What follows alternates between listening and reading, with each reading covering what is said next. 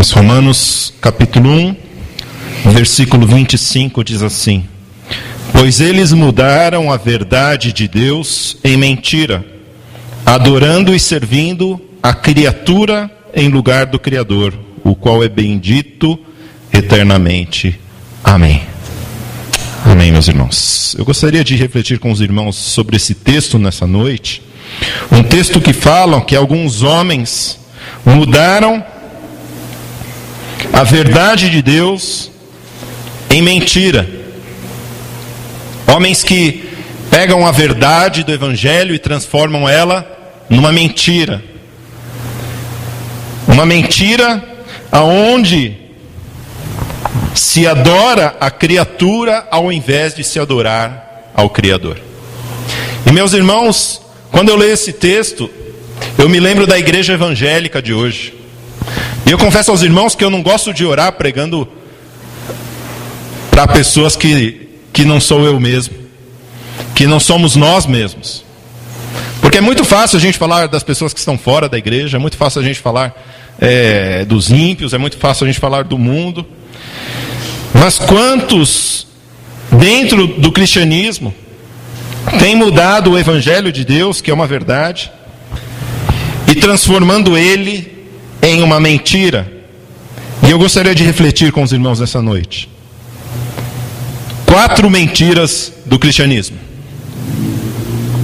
4 mentiras que talvez tenham contado para você. Você quando entrou numa igreja que se diz evangélica, uma igreja que se diz cristã. 4 mentiras que contaram para você. Talvez tentando enganar você. Talvez tentando enganar você para que você viesse para a igreja. Talvez até você, quando veio para a igreja, você que já está na igreja há muito tempo, quando veio por causa de uma dessas mentiras. E só veio descobrir um tempo depois, porque a mentira a gente nunca descobre na hora. A gente ouve a mentira, mas só depois que a gente vem ouvir essa mentira. Porque, meus irmãos, os homens eles estão tentando fazer com que o cristianismo seja transformado para que a gente possa ser adorado nós mesmos. Para que isso seja bom para nós. Mas nem sempre isso vai torná-lo dele a verdade. Por isso eu gostaria de refletir com os irmãos na noite de hoje sobre as 4 mentiras, as 4 grandes mentiras do cristianismo. Eu já vejo os irmãos com cara de preocupado, uns irmãos com os olhos maiores, falando: meu Deus, o que o pastor está ficando louco?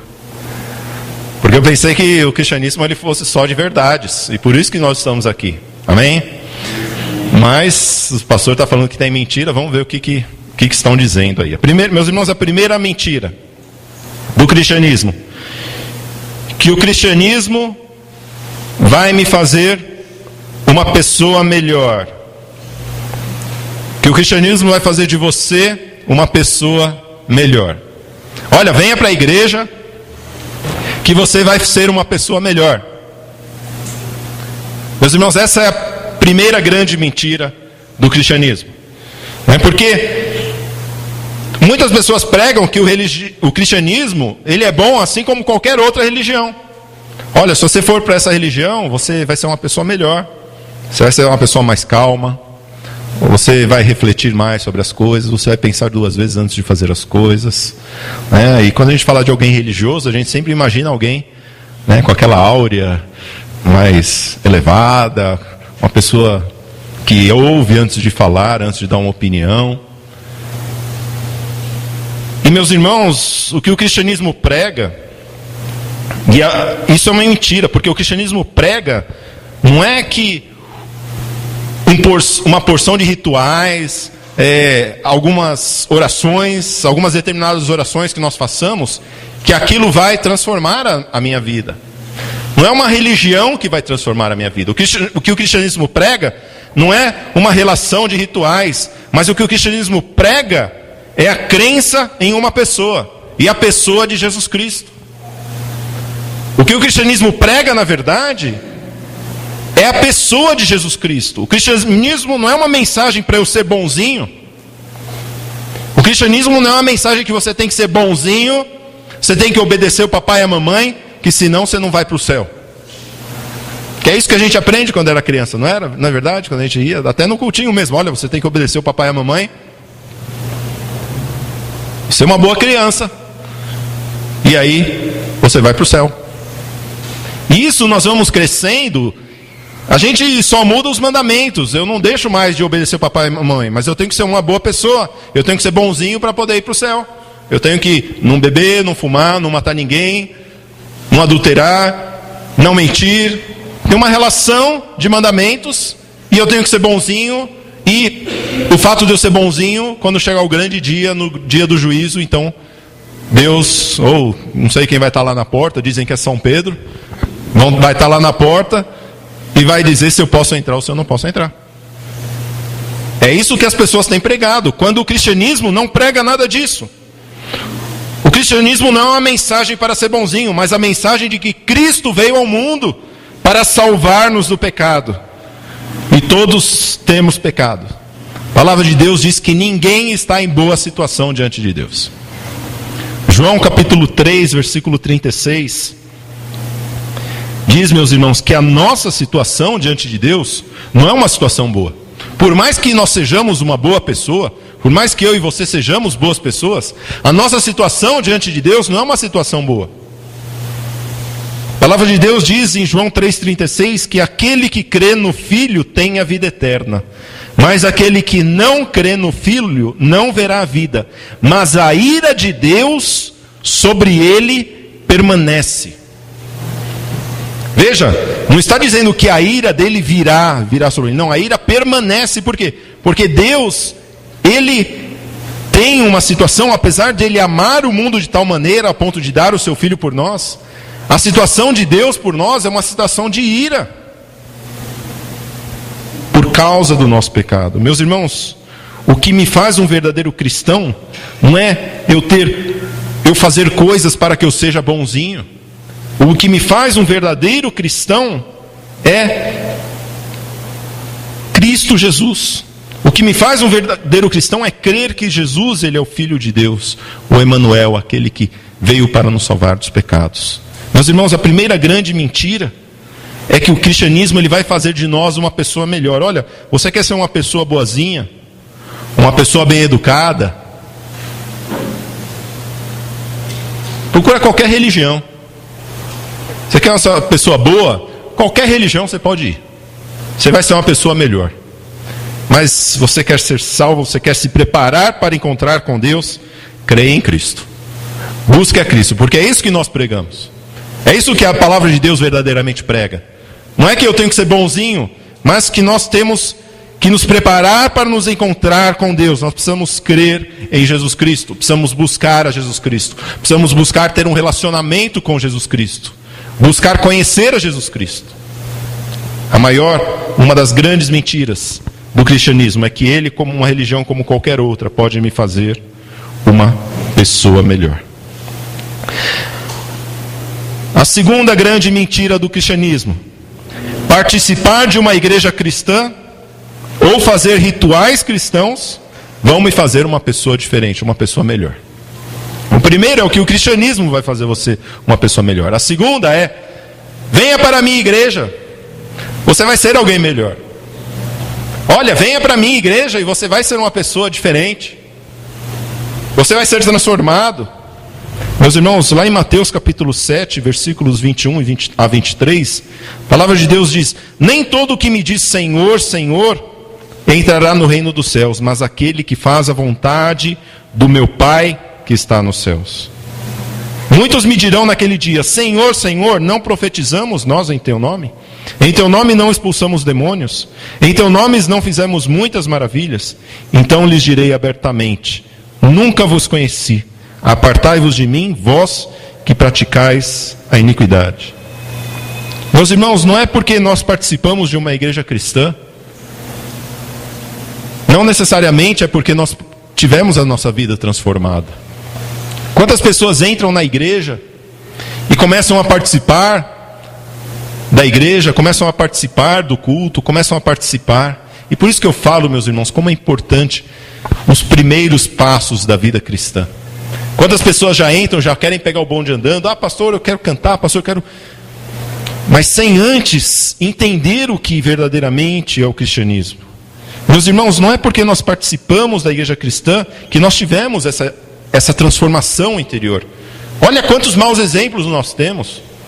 Quantos em nome do cristianismo se dizem cristãos e estão aí passando cheques sem fundo na praça, estão aí devendo os outros, estão contando mentira, estão sendo falsos, né? A gente vê tal pessoa fazendo uma barbaridade e fala: "Ih, olha, ele se diz cristão e é da Igreja Batista". Não vou falar da outra, eu falei que eu vou falar mal da gente, eu não falo mal do outro, eu falo mal de nós. Meus irmãos, quantos maus exemplos, a começar dos pastores. Eu posso falar porque eu sou pastor. A começar de quantos pastores que dizem, dão a carteirada, né? Falam: "Eu sou pastor". E antes parece que já valeu mais ser pastor. Hoje, ser pastor não vale mais nada. Nenhuma Coca-Cola você ganha no bar, né? Dizendo que é pastor. Já perdemos a moral. Quantos maus exemplos nós temos. E meus irmãos, nós começamos a achar que participar da igreja cristã vai fazer as pessoas melhores. Começa isso com os filhos, né? Quantas pessoas a gente vê? É interessante que aqui na igreja a gente tem, pela manhã, um ministério muito grande com as crianças das igrejas.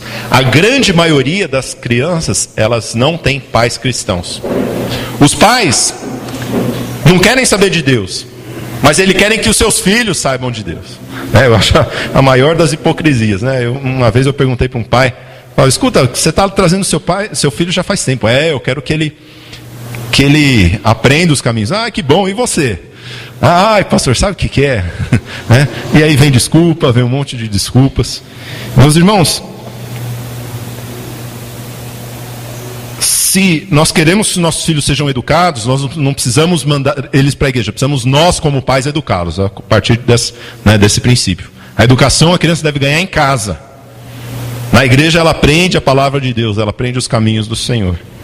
Mas não é na igreja que eu vou ter, não é porque eu participo da igreja, não é porque eu canto, não é porque eu oro que vai fazer de mim uma pessoa melhor. O que me faz uma pessoa melhor é eu conhecer a Jesus Cristo, é eu querer ser como Ele. Isso me faz uma pessoa melhor. Quando eu encontro Jesus Cristo na igreja, quando eu quero ser igual a Ele, quando eu sigo o exemplo dEle, e mais, quando eu deixo Cristo viver em mim e não fazer o que eu quero. Quando nós podemos dizer, como o apóstolo Paulo, que Cristo, vivo não mais eu, mas Cristo vive em mim, aí sim eu tenho a minha vida transformada. E Cristo tem sim o poder de transformar as nossas vidas, mas a igreja não tem esse poder. Por isso, meus irmãos, você que já está há muito tempo na igreja, nós que estamos há muito tempo na igreja, precisamos nos fazer essa pergunta: será que a igreja tem sido um lugar onde eu só faço rituais, só faço atividades, onde eu canto, onde eu oro, onde eu levanto a mão, onde eu bato palma, mas a minha vida ela tem sido transformada por Jesus? Eu tenho buscado a Jesus a ponto de ter a minha vida transformada e poder dizer: vivo não mais eu, mas Cristo vive em mim? Meus queridos, essa é a segunda grande mentira do cristianismo. Participar de uma igreja cristã ou fazer rituais cristãos irão me fazer uma pessoa melhor. Não vai fazer ninguém melhor. Vai aqui ser um cristão bonito, né? Com aquela capa de crente, aquele sorriso de crente bonito, aquele topete com gel de crente, mas vai sair segunda-feira gritando com a esposa, dando fechada nos outros. Quando todo mundo está na fila do carro, vem de espertinho, passa todo mundo e quer entrar lá na frente, né? Nossa, como eu fico enervado com essas coisas. Mas tem cristão. Aí o que mais me dá, que às vezes eu olho que no carro daquele que faz isso tem um peixinho atrás, né? Igreja Batista, né? Eu falei que só vou falar da nossa igreja, não vou falar de outra. Irmão lá da igreja Batista, passa todo mundo, ainda dá aquele sorriso, obrigado, né? Meus irmãos, não é porque participamos da igreja que vamos ter a nossa vida melhor, mas só quando nós descobrimos que nós precisamos ter um relacionamento com Jesus, precisamos buscar Jesus, precisamos buscar ser igual a Ele. Essa é a segunda grande mentira. Terceira grande mentira do cristianismo: o cristianismo vai resolver os seus problemas. Está com problema, querido? Venha para a igreja. Olha, você está com problema? Vem para a igreja. Todos os seus problemas vão ser resolvidos. Venha para a minha igreja e sua vida vai ficar melhor. Ah, meus irmãos, isso é um falso evangelho. Jesus nunca prometeu para ninguém que quando fosse segui-lo, que não teria problemas. Pelo contrário, ele diz: no mundo vocês tereis aflições. E outra coisa, ele disse ainda: olha, muitos vão perseguir vocês por causa do meu nome. Vocês vão ser injuriados por causa do meu nome.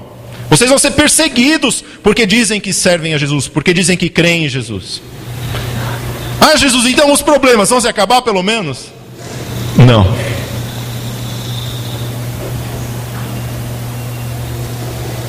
Mas quantos de nós, mesmo quando convidamos as pessoas para a igreja, olha, vem para a igreja que a sua vida vai ser melhorada.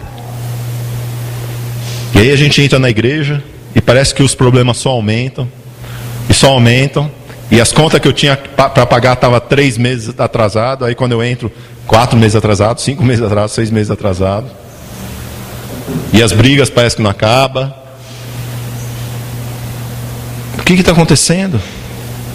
Me falaram que os problemas iam acabar quando eu seguisse a Jesus. Meus irmãos, João capítulo 16, 33 diz que no mundo tereis aflições. Lucas capítulo 3, versículo 16 diz um texto muito interessante. João diz, João Batista, ele diz assim: eu vos batizo com água, mas eis que vem após mim aquele que é mais poderoso que eu, do qual não sou digno de desatar-lhe as alparcas. Ele vos batizará com o Espírito Santo e com fogo. João estava lá se batizando o povo com a água, e estava dizendo: olha, vem um mais poderoso que mim, vai batizar vocês com o Espírito Santo e com fogo.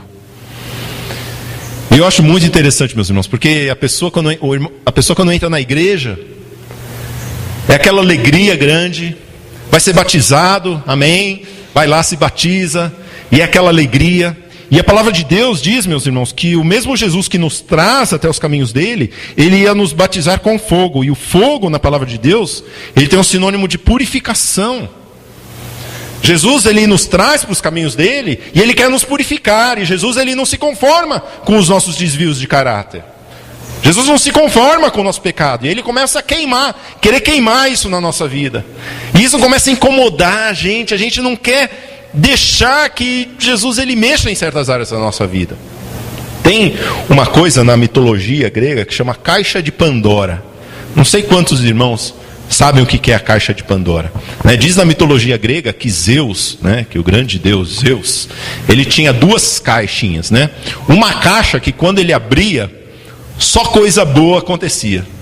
Só coisas boas, As pessoas ganhavam dinheiro, as pessoas ficavam prósperas, A gente conseguia tudo o que queria.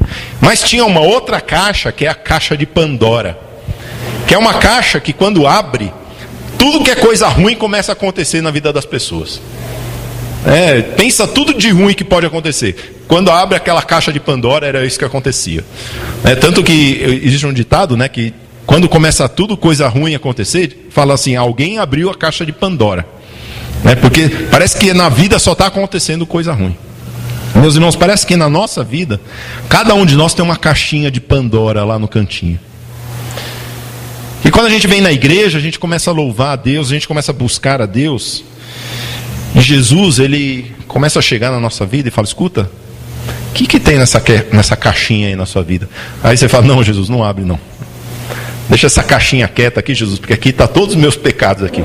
E se eu for abrir, Jesus, se eu precisar confessar esse meu pecado, Jesus, tudo de ruim vai começar a acontecer. Eu não sei se eu vou conseguir manter o meu emprego, meu casamento. Eu não sei se o meu pastor vai olhar mais para minha cara. E meus irmãos, a gente começa a deixar aquela caixinha naquele cantinho que a gente não quer encostar. Onde está... Jesus, ele quer queimar os nossos pecados. Jesus, ele quer nos purificar. Ele quer nos batizar com fogo. Mas parece que nós queremos deixar aquele pecadinho lá naquele cantinho. Meus irmãos, Cristo nunca enganou ninguém. Olha, se seu pastor, seu padre, um sacerdote falou que ia ser fácil, a vida cristã não é fácil. A vida cristã é uma vida de negação. A vida cristã é uma vida onde a gente tem que abrir a nossa caixinha de Pandora, para a gente poder se livrar daquele mal que está dentro de nós, daquele pecado. A palavra de Deus diz que, Davi, ele diz que enquanto eu calei o meu pecado, os meus ossos ficavam fracos. Quantos crentes hoje têm uma vida fraca, uma vida espiritual fraca, porque não querem confessar o seu pecado a Deus. E a palavra de Deus diz que aquele que confessa o seu pecado e os deixa, alcançará a misericórdia. Meus irmãos, nós precisamos confessar o nosso pecado. Nós precisamos deixar o nosso pecado. A vida cristã não é uma vida fácil. Cristo, olha o que Cristo falou. A verdade que Cristo falou em Lucas 9:23. Jesus disse: se alguém quiser vir após mim, negue-se a si mesmo e tome a cada dia a sua cruz e siga-me. A mensagem cristã é uma mensagem de confrontação, não uma mensagem de que quando eu for para a igreja tudo vai estar tranquilo, né? Parece que quando eu for para a igreja é só sentar e esperar os outros ficar me abanando, trazendo uma uvinha assim para eu comer, aquelas imagens lá do rei romano comendo aquela uvinha. O camarada vem e dá a uvinha na boca para ele comer. A vida cristã não é uma vida fácil. Talvez se você está na igreja há um bom tempo, você já descobriu isso. A vida não é fácil, mas existe uma grande verdade por trás dessa mentira, de que Cristo está conosco todos os dias até a consumação dos séculos. Porque nós teremos aflição, sim, mas o mesmo Jesus que diz que nós teremos aflição, ele diz: tende bom ânimo, eu venci o mundo. Seja corajoso, seja forte, tenha bom ânimo. A vida cristã não é uma vida de folga. Não é porque eu aceitei Jesus, agora é só sentar no sofazão e ficar tranquilo, empurrando com a barriga, esperando Jesus chegar, esperando o anjo tocar a trombeta para levar todo mundo. Não é isso. A vida cristã é uma vida de luta, mas uma vida de vitórias. É uma vida de aflições, mas é uma vida onde nós vemos Deus face a face nas nossas aflições. Essa é a mensagem do cristianismo. Não é uma vida de ausência de problemas, mas é uma vida onde nós temos sim a certeza de que Jesus diz lá em Mateus 28: eis que estou convosco todos os dias até a consumação dos séculos. Não é um dia ou outro, não é só nos dias bons, mas é também no dia da aflição, no dia da doença, no dia do desemprego. Nós podemos contar que Jesus está ao nosso lado. Nós podemos contar que Jesus está ao nosso lado. Por último, a quarta grande mentira do cristianismo: o cristianismo vai deixar você rico. Essa é forte. Você já ouviu essa? Meu amigo, minha amiga, você está com um problema financeiro?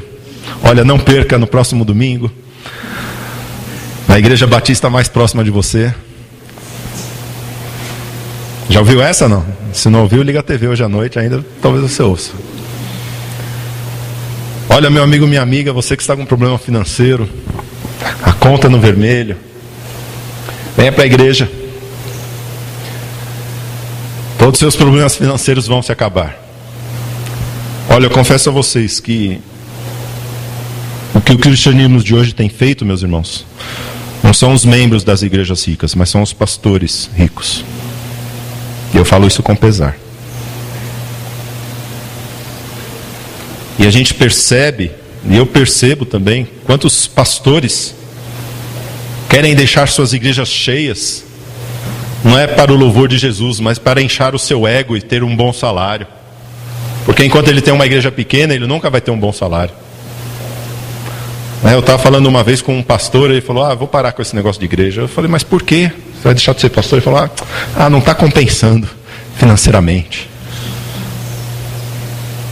Meu querido, você quer ser bem sucedido na vida? Olha, vai estudar, vai trabalhar, vai fazer uma boa faculdade, vai ter um bom emprego, lute para ter um bom emprego, acorde cedo, seja diligente. É isso que a palavra de Deus nos ensina, que as mãos diligentes, elas prosperam, mas o preguiçoso, ele nunca vai ver o ganho do seu salário. Meus irmãos, o cristianismo que tem feito hoje são os pastores ricos. Isso, olha, eu quero dizer para você que não é uma coisa de hoje, não. Desde lá do Antigo Testamento. Pega lá no livro de Samuel, os filhos de Eli, Ofni e Finéias, sabe o que eles faziam? O povo ia dar o sacrifício, Eles davam um pedaço de... E naquela época eles levavam um cordeiro, né? Tinha que comprar um cordeiro, não é barato, né? Não sei se você já tentou comprar um cordeiro. O quilo da carne hoje tá uns R$20. Você pega um cordeiro, não sei quanto pesa, uns 20 quilos. Põe aí 20 vezes 20, R$400. O camarada gastava uns R$400, dinheiro de hoje, para comprar um cordeiro, para pagar os seus pecados. E quando ele levava lá, ele mesmo tinha que matar o cordeiro. A própria pessoa que faz o pecado, ela tinha que pegar junto com o sacerdote e passar a mão para matar o cordeiro, para ela ver o que é bom, né? Matar, porque tinha que haver remissão de sangue pelo pecado. Mas quando a pessoa ia oferecer o sacrifício no altar, sabe o que o sacerdote fazia? Diz a palavra de Deus que Ofni e Finéias, às vezes pegavam um garfo, ia lá, literalmente, né, garfava a oferta do povo, né, tirava lá com o garfo, ó, esse aqui é do sacerdote, esse aqui é meu, vou levar.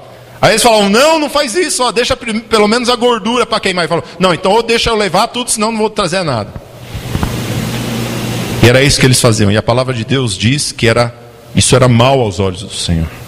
Eles garfavam o sacrifício do povo, sacrifício mesmo, que as pessoas se sacrificavam para dar, né? Quantos pastores hoje estão garfando aí o dízimo do povo, não fazendo o dízimo ir para o que ele deveria fazer? Também os filhos de Samuel, Joel e Abias, diz do pecado dele, do pecado desses dois homens, diz que eles aceitavam suborno. Porque naquela época os próprios sacerdotes que eram juízes do povo. Eles que, entre os sacerdotes que havia o sinédrio, que julgavam o povo. Então eles recebiam propina para poder julgar em favor de determinadas pessoas. Parece que não existe hoje isso no Brasil, né? Mas até mesmo nas igrejas, nós vemos, meus irmãos, esse pecado da avareza. Até entre os pastores o pecado da avareza. E meus irmãos, lá em Colossenses capítulo 3, versículo 5, diz que a avareza é idolatria. Idolatria ao Deus Mamon, o Deus do dinheiro. Porque o Deus do dinheiro é o Deus Mamon. E a gente que se gaba tanto, né, o que o evangélico... Qual a diferença do evangélico? Né, a diferença principal entre um evangélico e um católico? Porque na igreja evangélica nós não temos imagens. Não temos santos, não somos idólatras. É bonito, né? Olha, eu não tenho. Alguém já viu alguma imagem na igreja batista? Você não vê. Mas tem sim. A imagem da Santa Arara. Já viu a Santa Arara? Ou a Santa Onça? Ou a Santa Garoupa? Sabe o que eu estou falando? Abre a sua carteira. Quem que está na nota de R$20? Que bicho que é? É arara? Quem que está na nota de 50? A onça. E na nota de 100? Eu nem sei, eu não vejo faz tempo, pastor. Faz tempo que ela não passa pela minha carteira. Mas é a Santa Garoupa. Esses são os santos. Se fala tanto de dinheiro, quero tanto dinheiro. Se fala tanto de dinheiro, quer-se tanto dinheiro. Mamon, idolatria. Meus irmãos, por isso que eu sempre digo, antes de você entrar na sua igreja batista, olhe o pastor, olha de onde ele tira os seus ganhos, olha a sua igreja, como ela trata os seus ganhos. Vá numa assembleia administrativa, procure saber o dízimo, para onde que vai, para onde que está indo o dízimo, para onde que está indo a oferta. Faça isso. Nós devemos zelar por isso. Não é porque... E eu gosto muito, meus irmãos, no livro de Samuel, Eucana. Porque Eucana, ele que era o marido de Ana, os que eram os pais de Samuel, mesmo ele sabendo que os sacerdotes garfavam, diz a palavra de Deus que ano após ano, meus irmãos, ele ia e dava o sacrifício por ele, por toda a sua família. E por Ana ele dava um sacrifício a mais ainda, para que ela pudesse conceber. Meus irmãos, nós devemos ser fiéis, independentemente se o sacerdócio está enganando ou não o povo. Por isso que quando eu vejo multidões sendo enganadas, dando o seu dízimo, eu vejo que essas pessoas são sim abençoadas. Mesmo os pastores, e eu sei que esses pastores vão receber o juízo de Deus, um juízo pesado de Deus. Mas mesmo assim eu vejo que essas pessoas são recebem a sua bênção, mas nós devemos zelar, meus irmãos. Por isso, venha domingo que vem, nós vamos ter assembleia administrativa, onde você pode ver para onde está indo o dinheiro, quanto que o seu pastor está ganhando, quanto que está indo para determinada área da igreja. Você pode fazer isso daí também. 4 mentiras, meus irmãos. 4 mentiras que os homens têm transformado do evangelho puro e verdadeiro para uma mentira, apenas para fazer com que a criatura seja adorada e não o Criador. Mas eu quero falar para você, não importa quantas mentiras você tenha ouvido, não importa quantas mentiras você tenha ouvido nas igrejas, não importa quantas mentiras você tenha ouvido quando você ligou a TV, assistiu um pastor falar, não importa quantas mentiras você tenha ouvido, a palavra de Deus diz em João 8,32: conhecereis a verdade, e a verdade vos libertará. Quando nós conhecemos a verdade, parece que todas as mentiras que nós ouvimos, elas se caem como uma torre de cartas, como uma torre de dominó, que você só dá um empurrãozinho assim e tudo cai abaixo. É isso que acontece quando nós conhecemos a Jesus Cristo, porque Ele é a verdade, Ele é o caminho, a verdade e a vida. Quando nós conhecemos a Jesus Cristo, meus irmãos, nós conhecemos a verdade. E a verdade é que o Evangelho ele é simples. Os homens têm colocado tantas coisas. Olha, você quer ser abençoado? Faça o seu sacrifício, dê a sua oferta. Tome o seu copo d'água. Naquele dia, faça tal coisa. Nisso, faça tal coisa. Rituais que não é nada disso o cristianismo. O cristianismo puro e simples, meus irmãos, se resumem a 3 passos pequenos que eu quero passar para os irmãos nesse momento.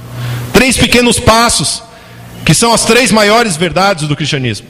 Se você quer ser verdadeiramente um cristão, se você quer ter a sua vida transformada, se você quer ser abençoado, porque Deus tem sim bênçãos para o seu povo, e não apenas bênçãos espirituais, mas bênçãos materiais, nós podemos, seguindo esses 3 primeiros passos, que são os 3 passos que todo crente deve dar. O primeiro passo é: arrependa-se dos seus pecados. Lucas 5,32 Jesus diz que não veio chamar os justos, mas veio chamar os pecadores ao arrependimento. Meus irmãos, sabe qual é a mensagem que Jesus pregava? Arrependei-vos e crede que é chegado o reino de Deus. Sabe qual é a mensagem que João Batista pregava? Arrependei-vos. Sabe qual é a mensagem que Pedro pregava? Arrependei-vos. Mas essa é uma mensagem que não faz muito sucesso nas igrejas. Porque se eu for atrás da pessoa e dizer: olha, você precisa se arrepender dos seus pecados. Peraí, que tal de pecado é esse? Eu sou bonzinho. A gente não quer.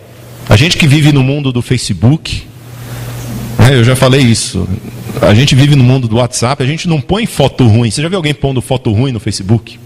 Aquela foto que você sai piscado, sai com a boca torta, com o cabelo desarrumado. A gente não põe essas coisas para os outros verem. A gente não quer expor o nosso pecado.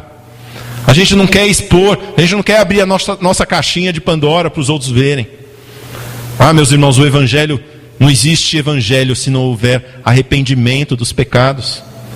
Não existe salvação se não houver arrependimento dos pecados.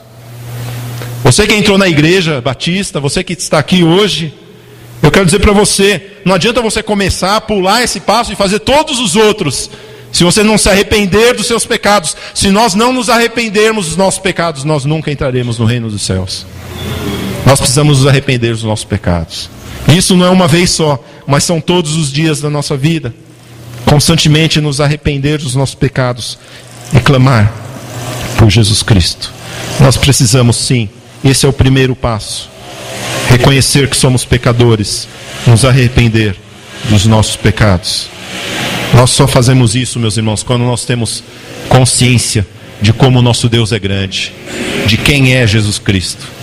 O apóstolo Pedro, quando ele vê Jesus, naquela pesca maravilhosa, quando ele vê Jesus Cristo, eles pescaram a noite inteira, eles não pegaram nada, mas quando ele vê pela ordem de Jesus Cristo que aquele barco já não podia mais de tantos peixes, quando ele se dá conta de quem era Jesus Cristo, ele se ajoelha e diz: Jesus, se afaste de mim, porque eu sou pecador. Meus irmãos, nós precisamos ter esse mesmo sentimento dizendo: Senhor Deus, eu me arrependo dos meus pecados. Senhor, Eu não sou merecedor da sua glória, eu não sou merecedor da sua graça. Nós precisamos nos arrepender. Esse é o primeiro passo. O segundo passo, Romanos capítulo 10, versículo 9 diz: se com tua boca confessares ao Senhor Jesus, e em teu coração creres que Deus o ressuscitou dos mortos, serás salvo. Se com tua boca confessarem ao Senhor Jesus, e em teu coração creres que Deus o ressuscitou dos mortos, serás salvo. O segundo passo é: confesse Jesus Cristo como seu Salvador. Confesse Jesus Cristo como seu Salvador. Não é somente crer. Quantas pessoas creem, dizem: você crê? Olha, que você crê em Deus? Creio. Olha, pega 10 pessoas que estiver passando na rua, pergunta se ela acredita em Deus. Olha, eu tenho certeza que aqui no Agreste umas 10 vão, ou 9 pelo menos vão responder: eu creio em Deus. E a própria palavra de Deus diz em Tiago capítulo 2 que o diabo crê também. Ele crê e fica com medo até. O diabo até crê. De maneira que não é somente o crer, mas confessar, demonstrar com a minha vida, demonstrar que você crê. E aí a importância do batismo, meus irmãos, o batismo nas águas. Como é importante o batismo nas águas. Porque o batismo é o maior sinal que alguém pode dar de que ele verdadeiramente crê em Deus. De que a pessoa verdadeiramente crê em Deus. Sabe por quê? Porque a primeira ordem depois que a pessoa passa a crer em Jesus é o quê? Então se batize, mostra para todo mundo que você tem uma nova vida, que você morreu para o pecado e você tem agora uma nova vida em Cristo. Nós precisamos confessar com a nossa vida, com a nossa boca, com as nossas atitudes, mostrar com a nossa vida que nós já negamos a nós mesmos. E como diz a palavra de Deus em Mateus capítulo 3, versículo 8, produzir frutos dignos de arrependimento. Mostrar com a nossa vida os frutos do arrependimento que nós tomamos no primeiro passo. Ora, mas se eu não me arrependi, nunca eu vou dar um fruto de arrependimento. Se eu não plantei uma semente de goiaba, nunca vou ter uma goiabeira e uma goiaba depois para comer. Se eu nunca plantei um pé de acerola, eu nunca vou poder comer acerola. Ora, eu só vou poder colher os frutos do arrependimento se eu me arrependi um dia. Por isso nós precisamos mostrar com a nossa vida, com o nosso viver, confessar com a nossa boca que Jesus Cristo Ele é Senhor das nossas vidas. E o terceiro e último passo: busque ao Senhor com todo o seu coração. Busque ao Senhor com todo o seu coração. Oséias capítulo 6, versículo 3 diz: conheçamos e prossigamos em conhecer a Deus. Não é somente uma coisa que eu fiz lá atrás, mas é constantemente, todos os dias da nossa vida, buscar ao Senhor com todas as nossas forças. Porque a palavra de Deus diz: buscar-me-eis e me achareis. Só isso? Não, buscar-me-eis e me achareis quando me buscareis com todo o vosso coração. Muitas pessoas têm buscado a Deus, mas não é com todo o coração, não é com toda a vontade. Ah, meus irmãos, se nós nos afastamos de Deus, é hora de nós buscarmos a Deus.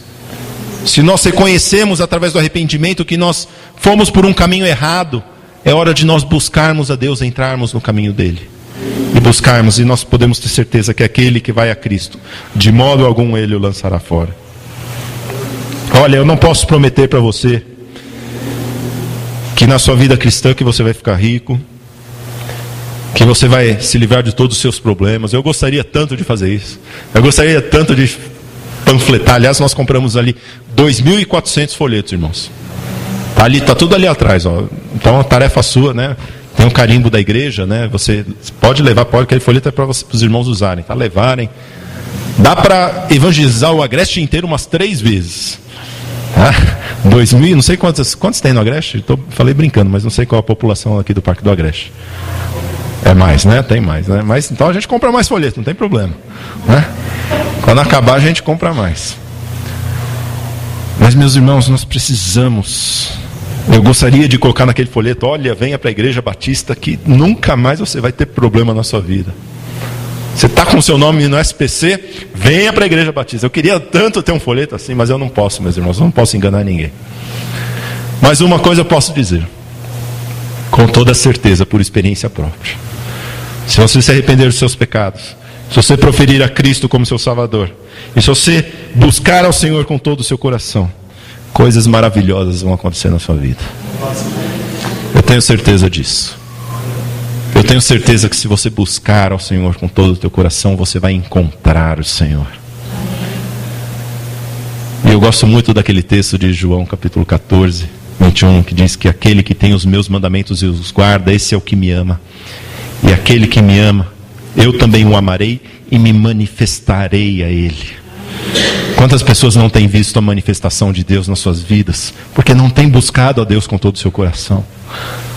Meus irmãos, é hora de nós buscarmos a Deus com todo o nosso coração. É hora da gente parar de brincar de buscar a Deus. É hora da gente parar de buscar de ser crente. É hora de nós pararmos de termos uma vida cristã medíocre, mas nós buscarmos com todo o nosso coração a palavra do Senhor em oração, em união com os nossos irmãos, na comunhão com os nossos irmãos. E quando nós fizermos isso, podemos ter certeza que coisas maravilhosas vão acontecer. E a minha oração é que você possa provar essas coisas maravilhosas. Como diz o salmista, provai e veja que o Senhor é bom. Que você possa provar na sua vida essa bondade, essa misericórdia do Senhor. Que Deus os abençoe.